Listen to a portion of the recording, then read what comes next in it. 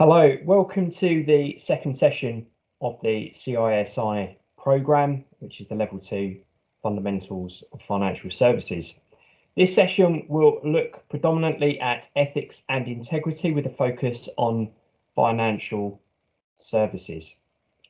The main aim of the session will be for you to know the key principles of ethical behaviour in financial services. We will look to explore what we mean by ethics and integrity, and we will also look at examples within businesses, and we will work through some case studies. So starting off, we just want to look at is what is understood by the phrase acting with integrity. Okay, and you can see the image up there of an angel and a devil-like individual speaking to a person, representing obviously the good and the bad ideas or thoughts that are being communicated to this individual. So what does acting with integrity and acting ethically actually mean in terms of the way somebody behaves? Well, if we were to take integrity first of all, it's about being honest and acting with strong moral principles. Okay, so this is when you are open about something, you are upfront about something, you make people aware about what's going on, and you have a strong ethical or moral code that you stick by that dictates how you act and behave. Okay, it's not to say that everybody will agree with those moral principles. People's moral principles will differ. However, acting with integrity means that those principles are strong and you are honest with it. Now, behaving ethically is quite similar, but this is more about doing the right thing. And this is in line with how society typically defines what is right and what is good. So it really kind of goes along with what generally people would consider as doing the right thing and doing a good thing. Okay, so they are very similar in terms of what they mean, with a slight difference there, with this idea that if you behave ethically, you're doing the right thing. And with integrity, you might not be doing the right thing, but you might be honest about it. But hopefully you are acting with strong moral principles. Okay, so they are very similar. But generally speaking, acting with integrity, behaving ethically is about doing the right thing, being upfront and honest about what you are doing. And hopefully there is a moral code of conduct that sits behind it that dictates what you do and why you believe that that's the right thing to do.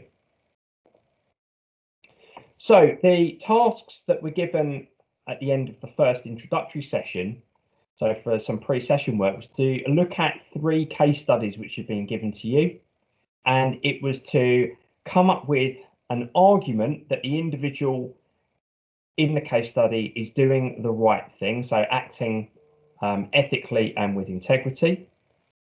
It was also to prepare an argument that the individual may not be acting ethically and with integrity. And finally, for each case study, it's determining whether there is any additional information that you might want to make a judgment about whether the individual is or is not acting in the right way and doing the right thing.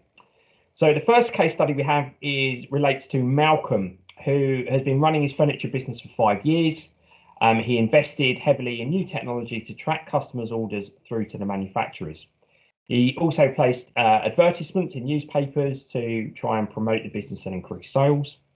And a number of the invoices for these advertisements that he's paid for, but also the new technology system that he wants to invest in, they are now due for payment. And the only way he can fund these is by taking the deposits that have been made by customers on the goods or furniture ordered for delivery, and that can take anywhere between 2 and 4 months. Okay, so Malcolm is using customer deposits for goods to spend on this new technology, this new system update that he needs, and also advertisements to promote and grow his business.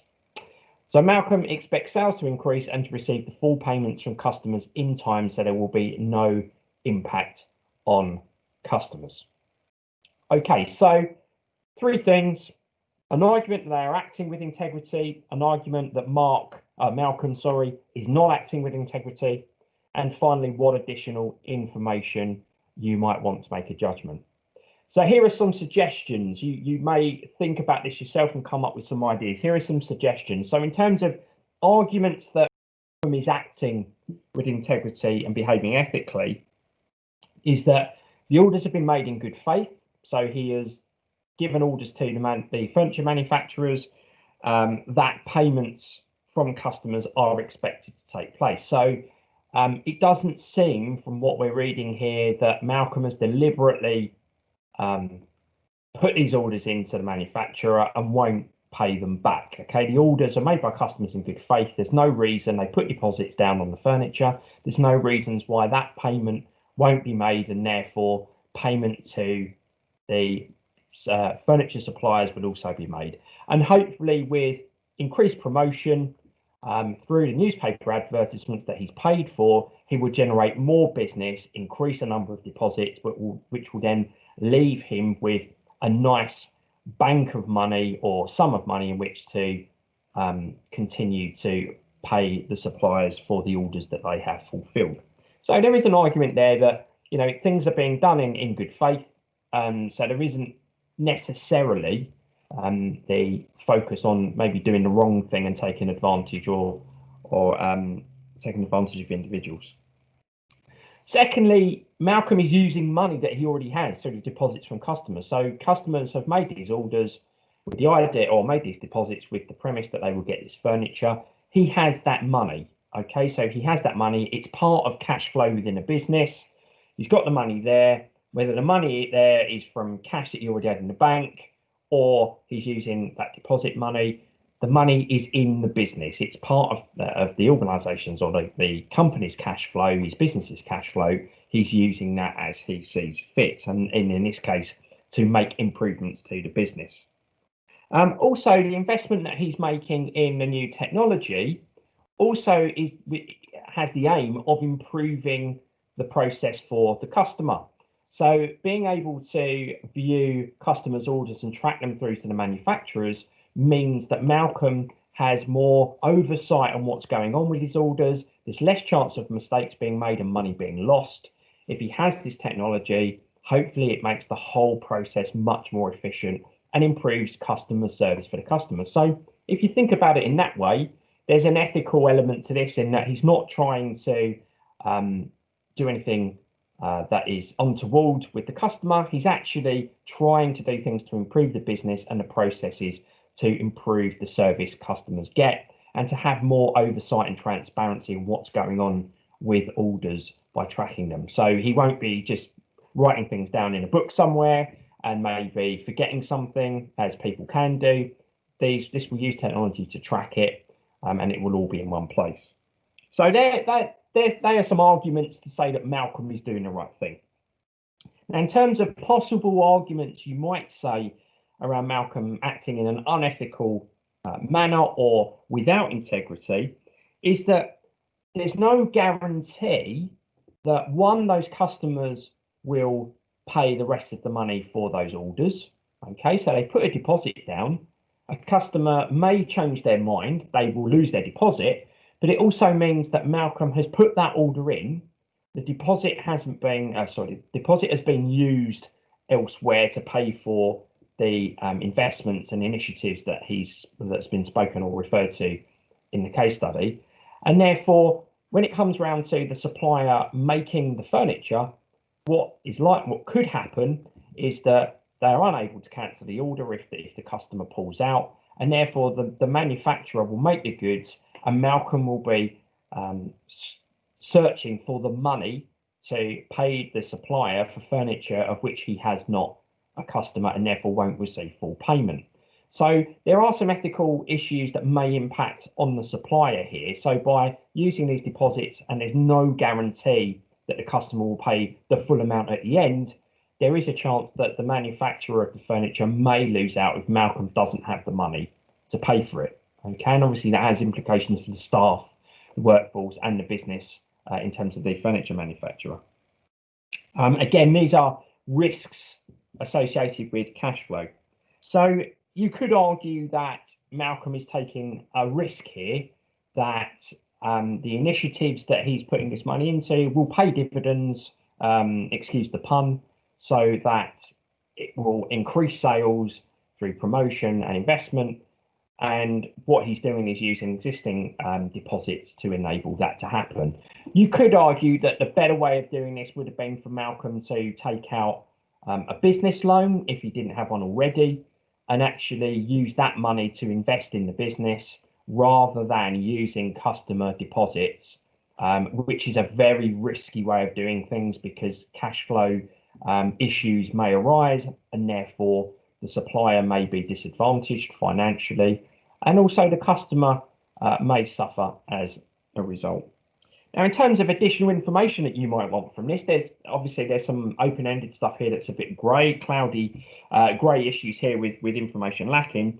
But I would probably want to know, were all of the customer orders that were placed fulfilled over time? So were any customer orders not didn't make their way to the customer, or were suppliers paid in full for the orders that were placed? I would also want to know that, because then you may get an idea whether Malcolm was doing things underhanded. I would want to know, probably, is Malcolm still trading? Is this business still up and running? Okay, did he take people's money and walk away and not get the goods delivered, and the furniture suppliers didn't get their money? And as I said, was the supplier actually paid in full for these orders? So there's a few things there that you might want to find out. I'm sure you can think of other things, just as maybe you've come up with some other ideas about how Malcolm is acting ethically or not. So there's some information that you might want to know there to get a better idea about what's going on. Good. So the second case study we have is regarding a gentleman called Ben, who has started an IT support service, which he started last year, and he advertises his services via his website and the local newspaper. His business involves visiting people's houses to help them with their IT problems. So he charges £50 an hour for the initial call out, and then adds on a charge for the actual work he does. So in other words, sorting email spam filters, which he charges at £25 per hour. He might be sorting out broadband connectivity issues, and he would charge £75 per hour. So Ben has produced a terms and conditions sheet or document that outlines all of his costs, and he sends that to customers before he arrives for his first appointment. So since he started his business, the average customer is charged £137.50, and the average age of his customers is 63. So again, same questions. Is there an argument, or what are the arguments to suggest that Ben is acting ethically and with integrity? So how is he doing the right thing? An argument that he may not be doing the right thing or acting unethically and without integrity? And what additional information would we like to see to enable us to make a better judgment about whether Ben is doing the right thing or not? Okay, so some suggestions. Again, you will probably come up with your own thoughts about these, but some suggestions. So arguments for Ben acting ethically is that Ben issues a terms and conditions sheet that, according to the case study, details all the costs for those people who he will visit to provide his services to. So there is an argument to say that he's transparent and open about his charges and what he charges to the customer. Okay, so there is a document there. It gets given to customers before he arrives for his first appointment. Okay, so there's some transparency there, although there might be things in addition that you would like to know to understand more fully about whether how open and transparent he actually is with this, and we'll come to that in a moment. Now, in terms of arguments of why he might not be acting with integrity, or things that we pick up from this case study, if you look at his average charge for a job, it's over 2.5 times the initial call out fee. Okay, so £137.50. So it's not far off being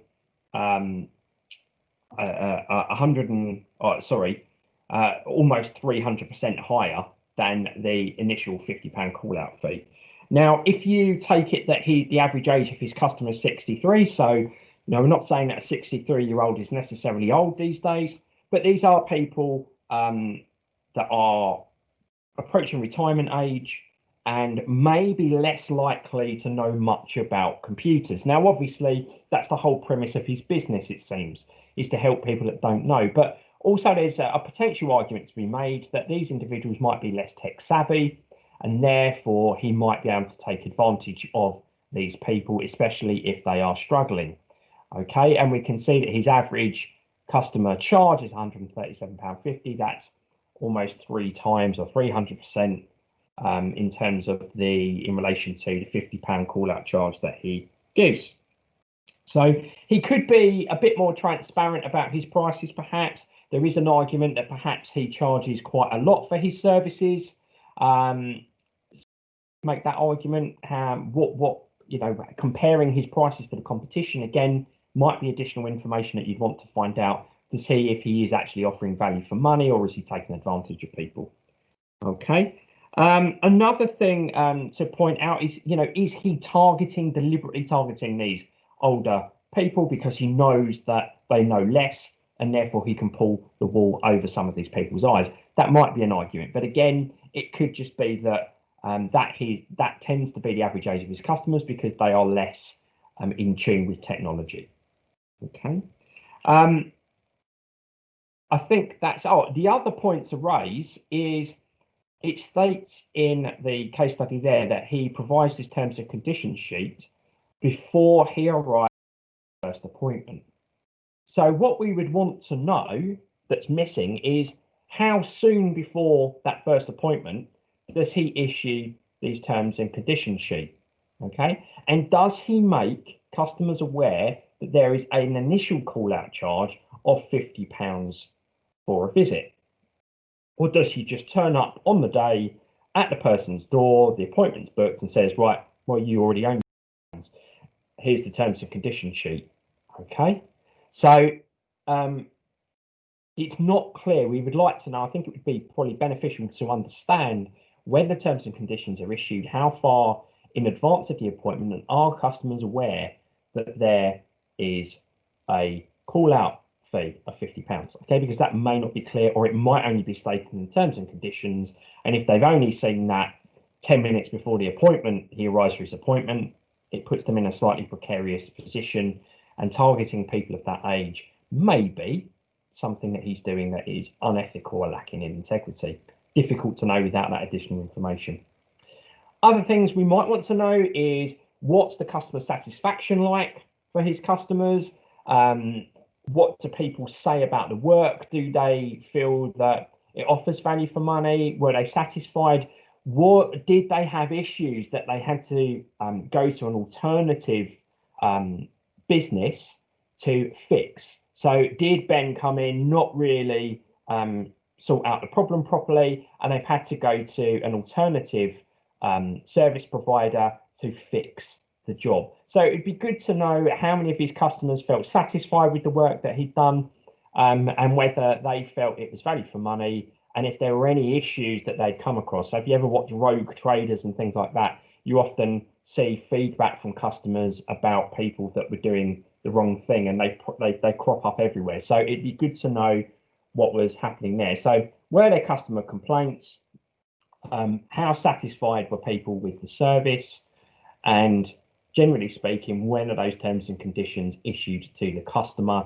Are they aware well in advance of the appointment that there is a call out fee? And there are other arguments, as we said. You could talk about how much is charged, what is the charge that is traditionally issued by the competition. Is he cheaper? Is he more expensive? Does he offer value for money? Is he taking advantage of older people to benefit, to make more money and benefit himself? So again, a number of issues that would need to be explored, and additional information to make an informed decision about whether Ben is actually acting with integrity or not. Okay, final case study. This one is slightly different. A lady called Sharon has a successful business selling educational accessories designed for pupils between 5 and 18 years of age that have special educational needs. Examples of her products are pens and pencils with special grips, items with braille embedded within them. Her goods are sold online and over the phone. So she has 3 salespeople that target special needs schools across England and Wales. So that's where her target market is, and the target customers. They are paid a small, very small actually, salary and generate sales bonuses from the sales they make. So again, same questions or same thoughts. An argument that Sharon is acting ethically and with integrity, an argument that she is not, and then finally any additional information that you would want to know about. Okay, so I think there are certainly in the sessions when we've looked at this previously, in terms of arguments of acting ethically, you could argue there is it's a socially responsible business. So the company as a whole, you could argue, is acting ethically because they are producing products that support those that need their help. Okay, so there's a loose kind of ethical argument that the company, not necessarily Sharon, but the business that is being run there is a, if you like, socially responsible organization because it's trying to help those that need it. So there is an argument. Obviously they're there to make a profit, so there is that kind of loose argument there. Now there are quite a few arguments to suggest that Sharon isn't acting with integrity. The main one is around how she is treating her staff. Okay, so she's paying staff a low basic salary, or very low is the description given in the case study, and she pays them bonuses for the sales they make. Okay, so these individuals could be working all the hours God sends, okay, and may not be making any sales whatsoever, but they are still putting in the time to work. So if they are paid a very small salary or hourly rate, okay, these people could be working long hours and not getting paid fairly as a result, unless they've had a really good time of generating sales via their work, so over the phone or online. Okay, so the only real way that these individuals can try and boost their wages is by phone sales. Okay, so online sales, there's not much an individual, her sales team, can do about that. The website is static. That will bring money in if people visit it. They can't influence that. They can influence phone sales, but if everything's done over the phone, they can't build any relationships necessarily with their clients. So when you work in a sales role, often face-to-face visits, knowing people that work in sales roles, face-to-face visits, that relationship that you build up with the customer is actually really important. So doing that over the phone can be a challenge. So is she measuring her staff fairly here and therefore rewarding them in a way that is ethical? Okay, there is an argument there that she is not, because it is very bonus heavy. Okay, so they're paid more, the majority of their wages are generated from the sales bonuses.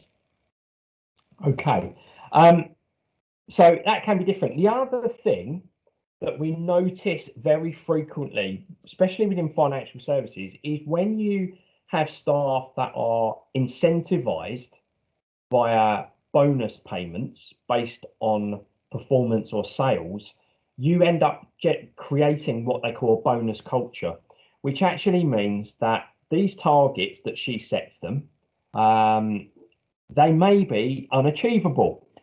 Okay, so what that can sometimes encourage people, and we've seen it on a number of occasions within financial services, we have seen people that have very unrealistic sale targets actually cheating the system. So we might call that mis-selling. So there are plenty of examples of that. One being, you may have heard of payment protection insurance, and a huge scandal that goes back some time ago, where some financial services firms were actually selling actually giving customers payment protection insurance policies on credit cards, loans, which actually meant that if they were unable to pay those loans or credit cards back because maybe say they lost their job, that these insurance policies would cover them. So what some of these financial services firms were doing, they were adding them to customer accounts and making customers pay for them without them knowing it. Okay, so they would get off the phone to a client and they hadn't discussed payment protection, and they would then just add it to a customer's account and they would receive commission or sales related bonuses for that. And the customer would be or client would be unlikely to know, because the payment protection payment would just be added to their monthly repayments for their loan or their credit card.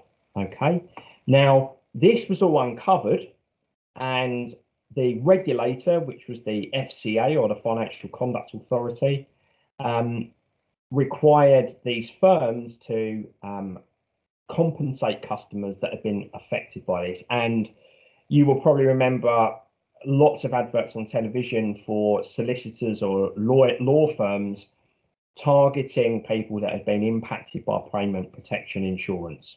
So they would then process those claims for them and receive compensation from those firms. So you get, with a bonus culture, you get people that will missell and don't tell customers about what they're doing. There was also an example of a big American bank called Wells Fargo, who were opening, people working for the firm were opening accounts for customers without them knowing, just to generate sales targets. And again, this got found out and uncovered, and the bank was fined very, very heavily, and people lost their jobs. Okay, so this is a big deal. So if you're creating that kind of culture within the business, this can have negative effects on customers. So we may see here them putting orders through for schools and colleges in England and Wales that the customer hadn't actually ordered, and therefore they are charging them just to boost their sales. So bonus culture can create an unethical environment in which to work in, if it is quite extreme. As I say, we've seen that a lot in financial services over the last decade. Okay. The other thing that you may argue is that these individuals, are they getting paid the minimum wage, or are they even not being told when an order has gone through? And so does the commission actually translate to what they physically or what they have actually sold in those orders? So again, Sharon may, we don't know this, so this might be additional information. Sharon maybe, is she misrepresenting the value of the orders to make sure she's paying less in commission or less in sales, and therefore disadvantaging her sales force? So in terms of other things we might want to know, are the salespeople actually aware of what is physically ordered by the clients? Does the bonuses that they receive, are they actually reflective of the orders that have been placed? I'd also want to know how happy the staff are. Are they happy working here? Is retention of staff high? Do we get a high turnover of individuals working in these roles? Do her sales staff change regularly because they're unhappy about working there and the conditions and remuneration that they receive via their pay packets? I'd also maybe want to know how much individuals are receiving in bonuses each month. Okay, are they receiving the minimum wage in terms of their salary, their minimum salary? So I think there are a few things in there that you would want to know. And again, I'm sure you will come up with different arguments for Sharon acting with integrity, against, and also additional information that you would like to know from that. Good. So these are three examples where you can kind of make a judgment about that, but it gives you the idea of some of the things that go on, and you can argue for and against ethical behavior being implemented or not. So the key question to all of this is, why is it important for businesses to act with integrity and behave in an ethical way? So from those case studies, you might draw a few points as to why it's really important that businesses in any industry, in any profession, act with integrity and behave ethically. And really the key thing here is trust. Okay, so in any line of business, trust between your customers and the business, between suppliers and the business, is absolutely vital. Okay, so it's critical. And this really does affect the reputation of the business. So if your customers and suppliers do not trust you, your reputation will diminish. Okay, and even if you have, I think it was Mark Carney, the former governor of the Bank of England, said that trust arrives on foot and leaves by Ferrari. So in other words, trust is very difficult to get, takes time, okay, but it's very, very easy and quick to lose it. Okay, so it takes a long time to build that trust up, but it only takes one small thing to lose trust of your customers and your supplier and anyone else that comes in contact with you. So that reputation is really, really key in terms of the confidence in the business, its ability to perform well and work efficiently and effectively and to be profitable. Okay, so reputation is absolutely paramount, and that trust leads to confidence and therefore increases the reputation of that organization. So if trust doesn't exist, reputation will diminish, completely fade away over time. Now, again, lots of examples of this. I've just spoken about Wells Fargo, particularly in financial services.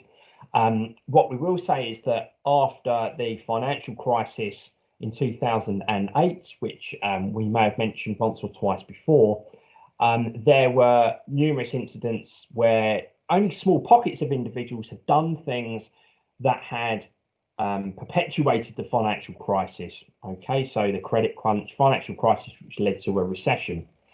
But those small groups of individuals that had done things that they probably shouldn't have done led to a massive crisis in confidence in the financial services industry. Equally in politics, okay, politicians are generally seen as one of the most untrustworthy professions, or people in those roles are seen as some of the most untrustworthy people, because most of the time they say one thing and they do another, or they just purely don't answer questions about things. So that can also lead to a massive dip in reputation and fall in confidence. Another example is something that happened around 2015, or got found out in 2015.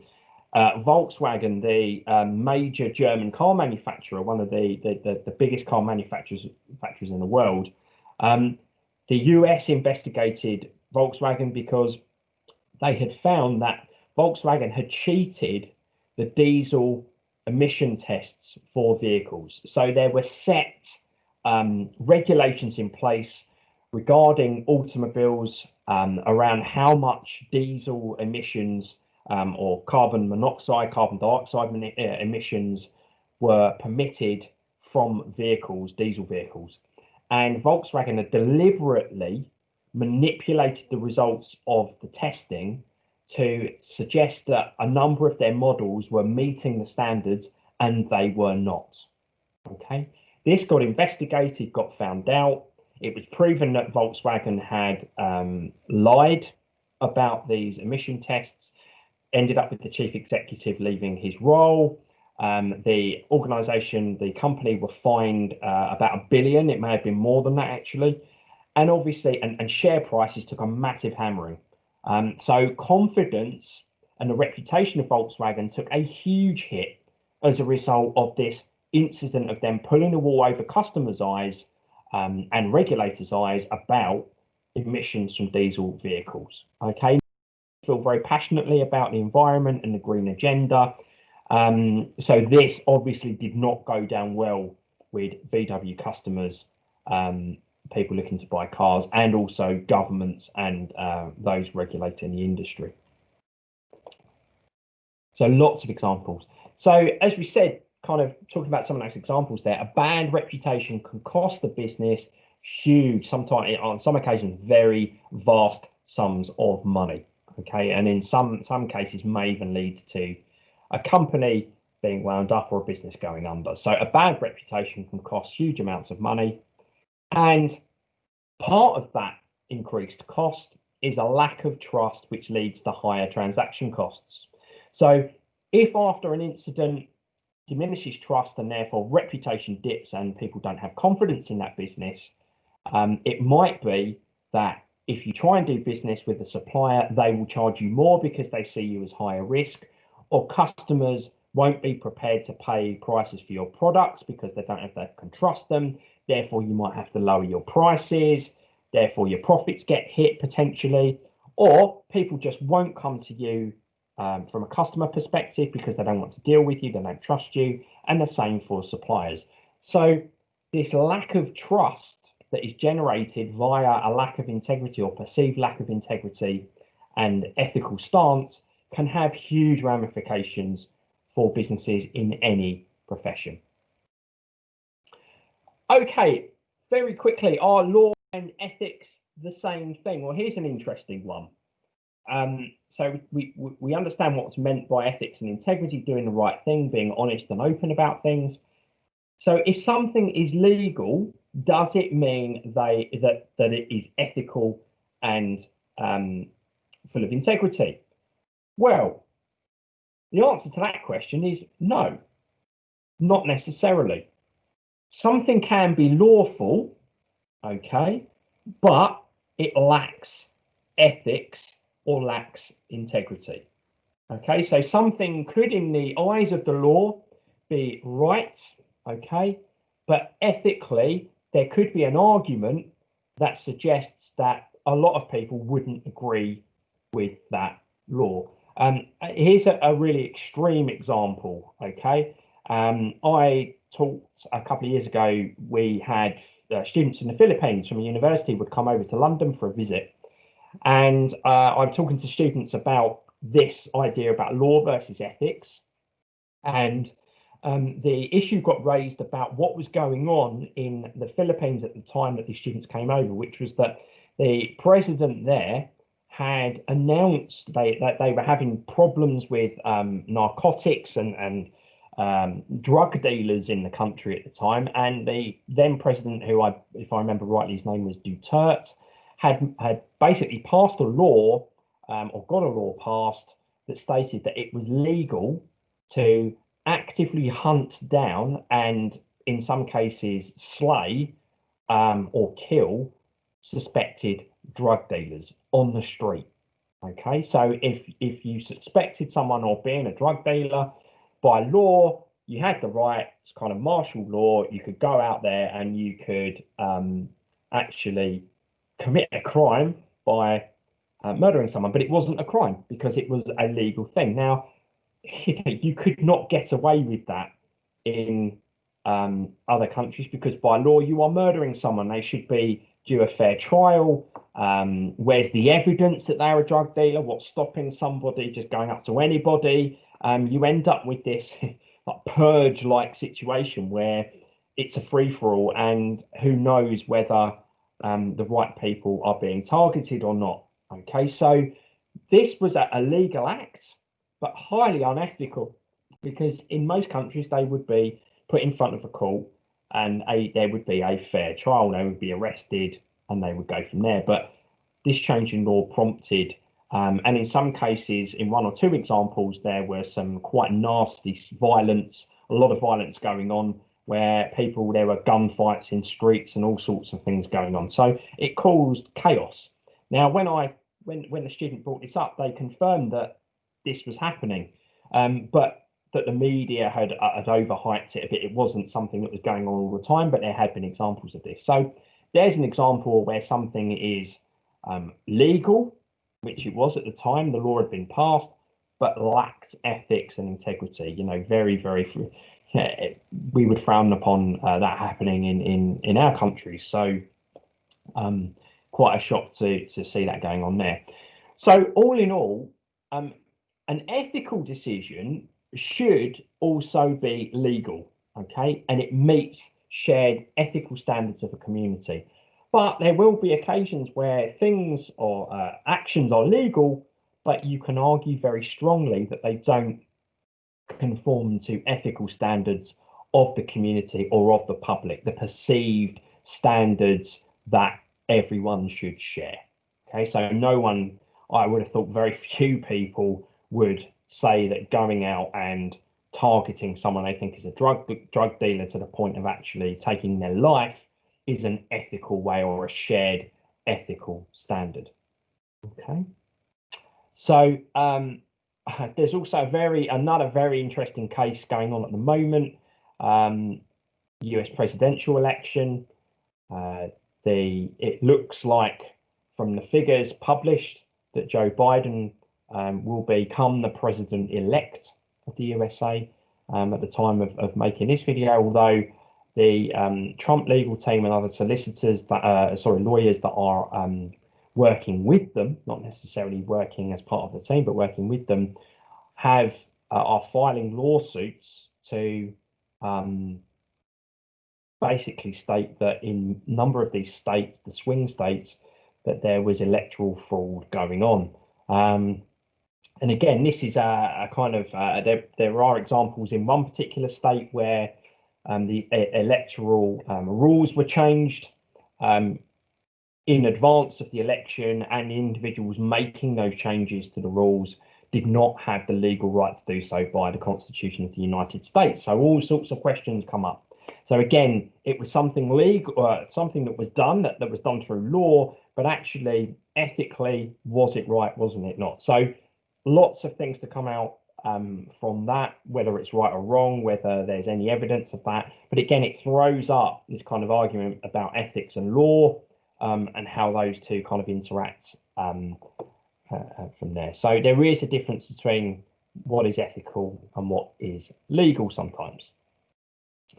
Okay, so the CISI has a code of conduct by which it asks members, if you remember, we spoke about the CISI being a membership body.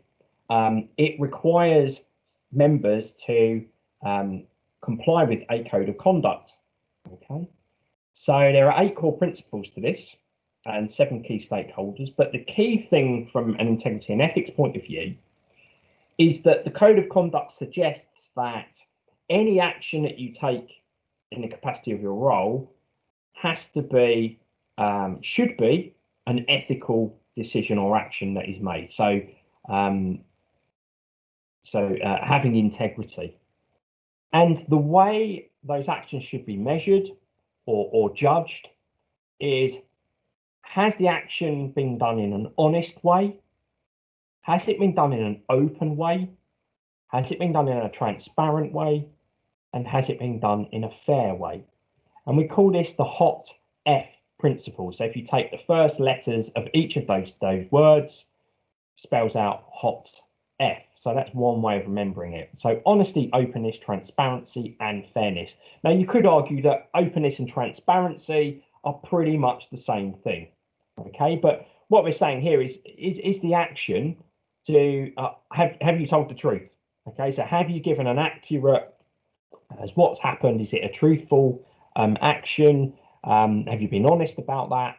Openness and transparency is, do people know about it? So are you telling the truth, or is it truthful? Do other people know about it? Okay, or is it something that's just kind of come out of the blue? Have they been transparent and open about that? People openly know what's going on.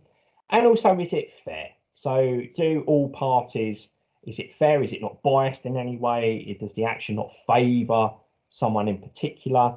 And again, this, if you think about financial services, you think about bribery and all this kind of thing. So actions that people are doing or making should meet the criteria of being honest, open, transparent, and fair. Okay, so judging actions by those 4 criteria, honest, open, transparent, and fair, is what the CISI recommend its members do. So we've spoken at length about what integrity and ethics are. We've looked at some examples of that in action in business, or where people have been acting unethically or ethically. We've looked at how law and ethics, how they have a relationship, but they are not dependent on each other. Sometimes you can have one without the other, but any ethical decision will also be a legal one.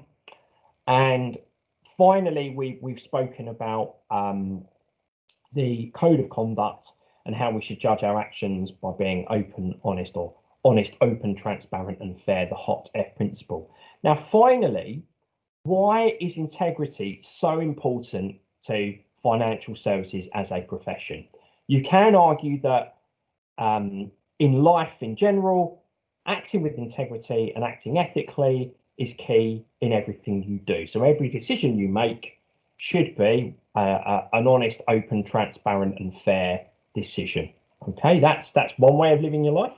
Okay, not saying everybody lives their life that way, but why is that so important in financial services? Okay, so I'm going to compare two things. The first is buying a car or choosing a car, and we will compare this to financial services. So a number of you at some stage, or you might already be looking at buying your first car after you're learning to drive or while you're learning to drive. So if you were selecting a car, what can you do? Okay, so many of us have a knowledge of cars. We like cars, we enjoy cars, we enjoy driving cars.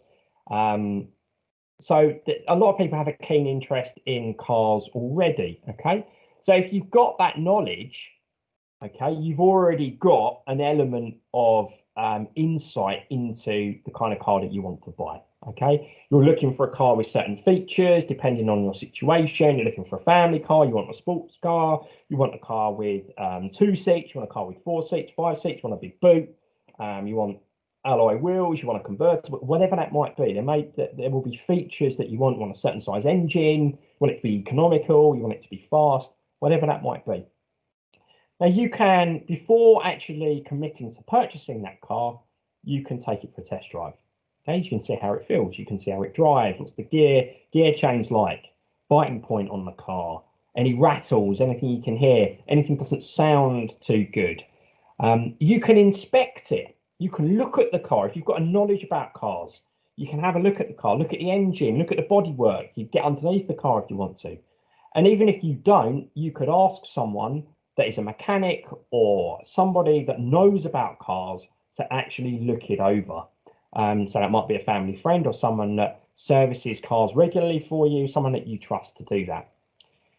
You might also have a warranty. So if it's a new car or via a financial firm that supplies warranties or provides these policies for cars, you can take out a warranty that makes sure that if there are any issues, okay, you are able to get the car fixed or something sorted out. Okay, so you can be much more confident in your decision about buying a car because it's tangible. You can touch it, you can get in it, okay, you can hear it, you can look at it, okay, you can test it out. So you know, in terms of making that decision, you're much more informed when you go about buying those cars. You can read Top Gear magazine, you can watch Top Gear, there's endless programs or YouTube videos about cars being reviewed, so you can make a really informed decision. Now, with financial products and services, this can be very different. Okay, so if we take these points, with a car, you have knowledge about it. With financial products and services, you may not have that knowledge. Okay, a lot of adults don't have the knowledge about pensions or loans or ISAs or investments.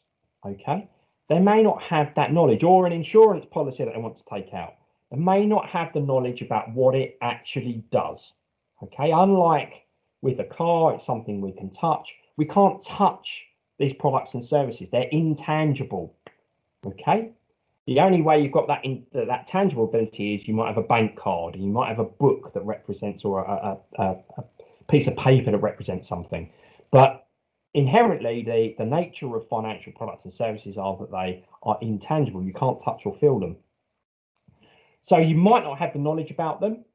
You can't necessarily test it out or test drive it. There, you will have a cooling off period after you commit to something, but is that going to be long enough to test it out? You know, if you are committing to paying into a pension, you're not going to know how that's performed for some time. Okay, as markets change, you're not going to know, so you don't know really what's going on with it. You might not be able to make changes to it if you're not satisfied with it. Okay.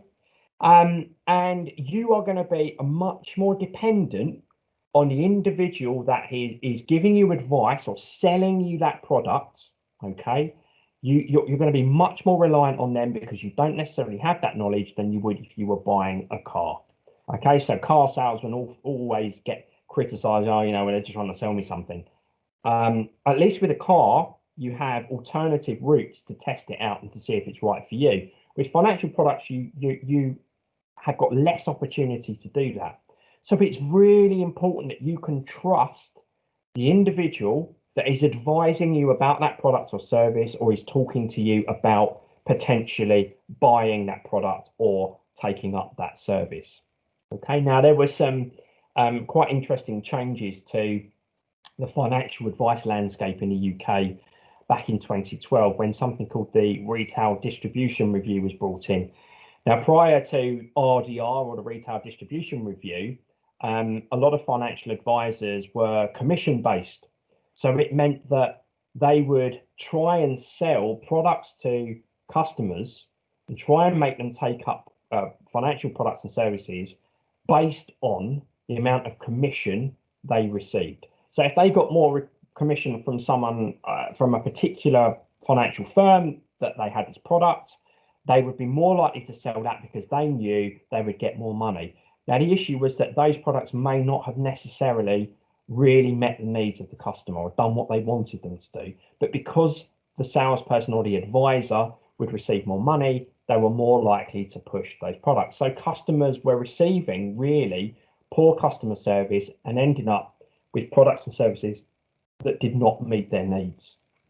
So that changed when the Retail Distribution Review came in, which meant that you broke up the financial advice landscape into advisors that could offer advice about products across the market. So they could advise a customer or client on products from all different companies that were being sold or potentially they could buy.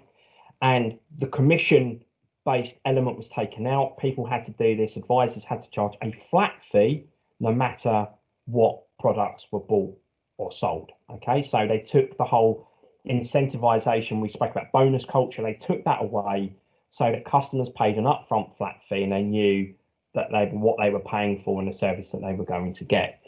They also distinguished those advisors who could advise about products across all different financial services firms, and they distinguished those from advisors who could only advise about products associated with one organization that they probably worked for. So a restricted advisor that worked for Barclays could only advise on financial products and services sold by Barclays. So really they worked for Barclays. Whereas an independent financial advisor, or IFA, can give advice to a client about a range of products and services from a range of providers. Okay, so it made it much more explicit and obvious about the type of advice that individuals could and were able to give to customers based on their qualifications that they had and their level of expertise. So choosing financial products and services is a much riskier thing for a client or customer to do when compared with potentially buying a tangible asset or vehicle, something like that, which they can hold, see, look at, feel, and so on. So we're also dealing with financial products which involve people's money. So if there is a mistake made, and that the customer then loses out, that can be potentially a big financial loss for a customer. And again, you know, these people that are advising have to be trusted to do the right thing and make the best decisions possible for their client. And that's really, really important in financial services. And it's all about developing that relationship, generating that trust, confidence, and then we go from there. Okay, so that's given you a really nice overview about ethics and integrity. My advice to you is to read the ethics and integrity chapter, which is chapter 1 in the workbook. So in the Google Classroom, you will be able to find that in there under the general resources. The PDF copy of the workbook is in there. There are also, if you haven't done so, complete the multiple choice test on ethics and integrity in the Google Classroom, which is 5 multiple choice questions. Okay, so that's everything for ethics and integrity. Hopefully you found that useful. We will see you again for the next session. Take care.